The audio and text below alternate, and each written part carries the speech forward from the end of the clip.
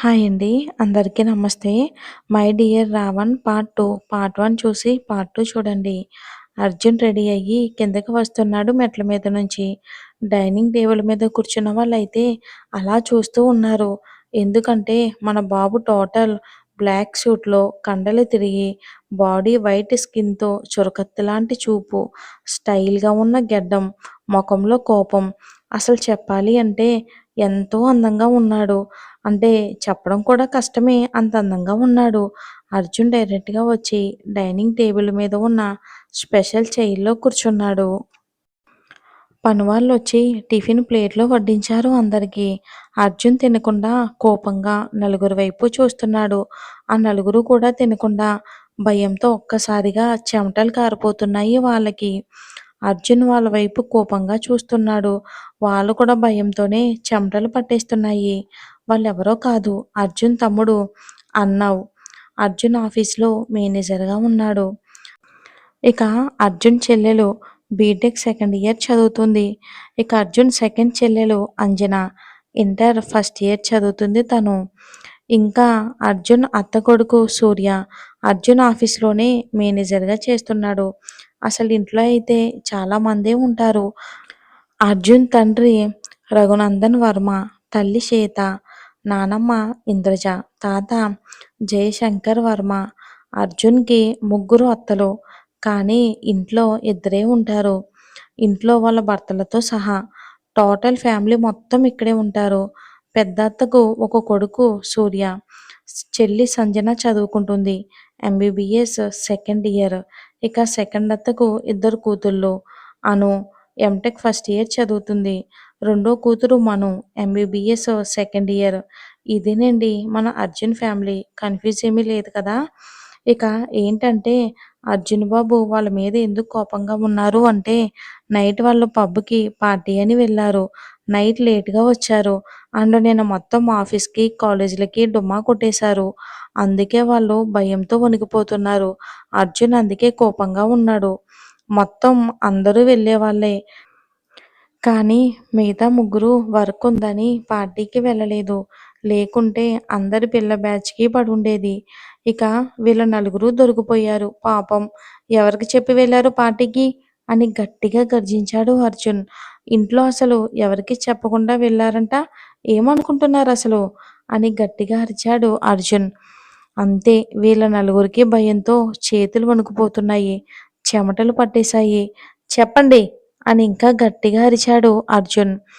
అన్నావ్ కొంచెం ధైర్యం తెచ్చుకుని మేము చెప్పి వెళ్ళాం అన్నయ్య అని అన్నాడు అర్జున్ తమ్ముడు అన్నావ్.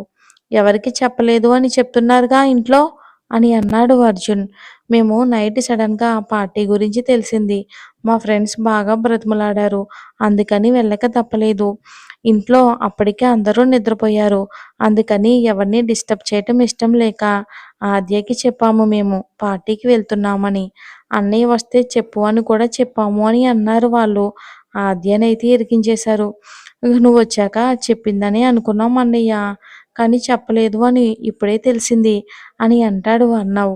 దానికి మిగతా అందరూ కూడా అవును, అవును అని చెప్పారు. ఇక ఆద్య అనేసరికి వీళ్ళు నిజం చెప్తున్నారని, అబద్ధం చెప్తున్నారని కూడా అర్థం చేసుకోవటం లేదు అర్జున్.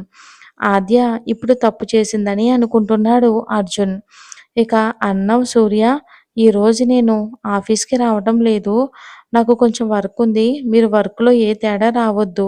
వచ్చింది అంటే పనిష్మెంట్ చాలా ఘోరంగా ఉంటుంది అని సీరియస్‌గా చెప్పాడు అర్జున్. ఓకే అని వాళ్ళు వెళ్ళిపోయారు. అన్నయ్య కోపం నుంచి తప్పించుకున్నామని అంటాడు అన్నావ్ సూర్యతో సంతోషంగా. అవునన్నావ్ అని అంటాడు సూర్య. అంజలి, అంజన కూడా హ్యాపీగా వాళ్ళ కాలేజ్‌కి వెళ్ళిపోతారు. ఇవేమీ తెలియని ఆద్య తన పని తను చేసుకోవటంలో మునిగిపోయింది పాపం. అప్పుడే అర్జున్ అక్కడికి వచ్చాడు. కోపం వేరే లెవెల్‌లో ఉంది. తన షూతో ఒక తన్ను తన్నాడు ఆద్యని. అంతే దూరంగా వెళ్ళి పడిపోయింది. తనకేమీ అర్థం కావట్లేదు. కడుపులో నొప్పి చాలా ఉంది. మళ్ళీ నేనేదో తప్పు చేశాను అని అనుకుంది పాపం. అందుకే సార్ నన్ను కొడుతున్నారని కూడా అనుకుంది మనసులో. అతను ఆద్య దగ్గరికి వచ్చి జుట్టు పట్టుకుని లాక్కెళ్తున్నాడు పాపం. ఆద్య నొప్పితో నడవలేక కింద పడిపోయింది. అయినా కూడా వదలకుండా లాక్కెళ్తున్నాడు అర్జున్ ఆద్యని. ఇంట్లో అందరూ చూస్తున్నారు కానీ ఎవ్వరూ పట్టించుకోవటం లేదు. అర్జున్‌కి ఎవరూ కూడా ఎదురు చెప్పలేరు. ఆద్యని తీసుకుని వెళ్ళి తన రూమ్‌లోకి నెట్టేశాడు. అలానే వెళ్ళి గోడకి తగిలింది పాపం. అర్జున్ రూమ్ డోర్ లాక్ చేసి ఆద్య దగ్గరికి కోపంగా వస్తున్నాడు. భయంతో ఒక్కసారిగా ఆద్య దూరం దూరం జరుగుతూ ఉంది. అయినా కూడా అర్జున్‌కి కోపం తగ్గట్లేదు. అసలు ఆమెకి ఓపిక కూడా లేదు. నొప్పి తట్టుకోలేకపోతుంది. తన బాడీని అతనికి వదిలేసింది. ఇక ఆద్య ఏం చేయలేక ఎంత గింజుకున్నా వదలడం లేదు. ఆయన కొట్టే దెబ్బలో ఇదే ఆఖరి దెబ్బ అయితే బాగున్ను అని చాలా చాలా అనుకుంది ఆద్య. ఈయనకి కొట్టి కొట్టి చిరాకు వచ్చి వదిలేసి బయటికి వెళ్ళిపోయాడు. ఆద్య అసలు స్పృహలోనే లేదు. కింద పడిపోయింది.